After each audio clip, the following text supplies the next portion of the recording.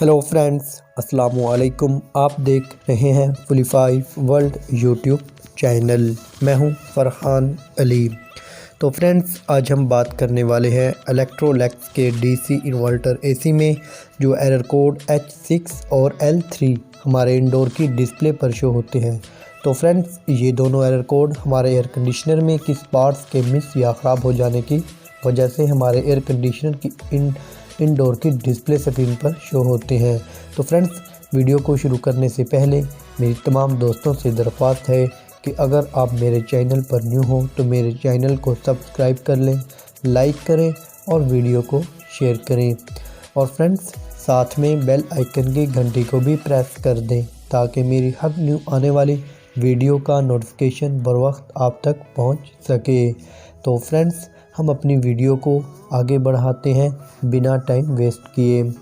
तो फ्रेंड्स, हमारे air conditioner में जो एरर H6 और L3 हमारे इंडोर की डिस्प्ले पर शो होते हैं। तो फ्रेंड्स, इनमें से जो एरर H6 हमारे इंडोर की डिस्प्ले पर शो होता है, तो फ्रेंड्स ये एरर हमारे एयर कंडीशनर में उस वक्त शो होगा जब हमारे इंडोर में जो फ़ैन मोटर लगी होती है, जिसे हम ब्लोअर मोटर भी कहते हैं, इसमें ख़राबी आ जाने की वजह से ये एरर शो होता है। तो फ्रेंड्स, अब इसको हमने चेक कैसे करना है।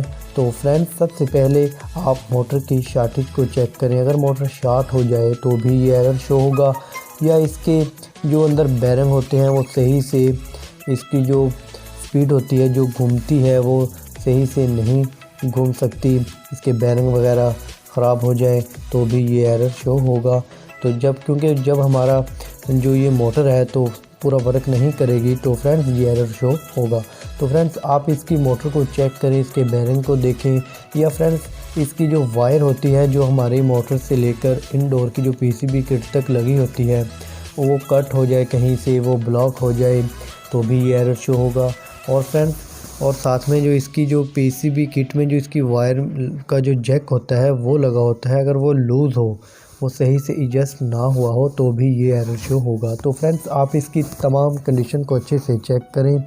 और फ्रेंड्स, तो अगर मोटर शॉर्ट है तो फिर आप इसकी मोटर को रिपेयर करवा लें, अगर नहीं तो फिर इसको आप रिप्लेस कर दें, तो हमारा ये एरर ख़त्म हो जाएगा और हमारा एयर कंडीशनर अच्छे से वर्क करने लगेगा।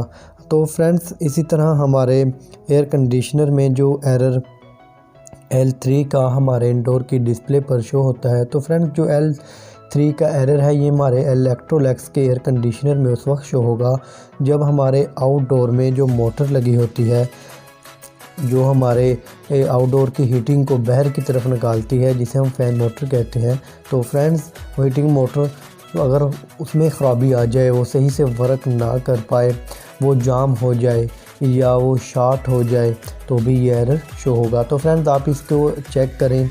हाँ, तो फ्रेंड्स, अगर इसकी जो वायर है जो इसकी मोटर से लेकर PCB किट तक जा रही है वो अगर कट हो जाए किसी वजह से या वो ब्लॉक हो जाए तो भी ये एरर शो होगा। तो फ्रेंड्स, अगर उसकी जो PCB किट में उसका जो जैक लगा हुआ है वो जैक लूज़ हो जाए या वो ख़राब हो जाए तो भी ये एरर शो होगा। तो फ्रेंड्स, आप इसकी तमाम चीज़ों को अच्छे से चेक कर लें, इसके तमाम पार्ट्स को। तो फ्रेंड्स, या आप इस मोटर को रिपेयर करवा लें या आप इस मोटर को रिप्लेस कर दें, न्यू मोटर लगा दें, तो हमारा ये एरर शो होगा। तो फ्रेंड्स, जो मैंने अभी आपको इसके पार्ट्स बताए हैं, अगर इनमें से कोई किसी एक पार्ट्स में भी फॉल्ट होगा तो ये एरर शो करेगा। तो फ्रेंड्स, आप इसको अच्छे से चेक कर लें। अगर आप इसकी मोटर भी रिप्लेस कर देते हैं फिर भी ये एरर शो होता है, तो फ्रेंड्स आप इसकी PCB किट में फॉल्ट आ सकता है, तो आप इसकी PCB किट को रिपेयर करवा लें, तो फिर हमारा ये एरर ख़त्म हो जाएगा और हमारा एयर कंडीशनर अच्छे से वर्क करने लगेगा। अगर आपको मेरी ये वीडियो पसंद आए तो लाइक के बटन को ज़रूर प्रेस कर दीजिएगा।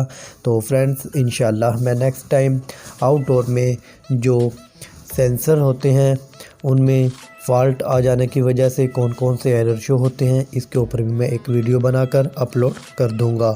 तो फ्रेंड्स, अगर आपको मेरी ये वीडियो अच्छी लगी हो तो मुझे कमेंट्स बुक में ज़रूर बताएं।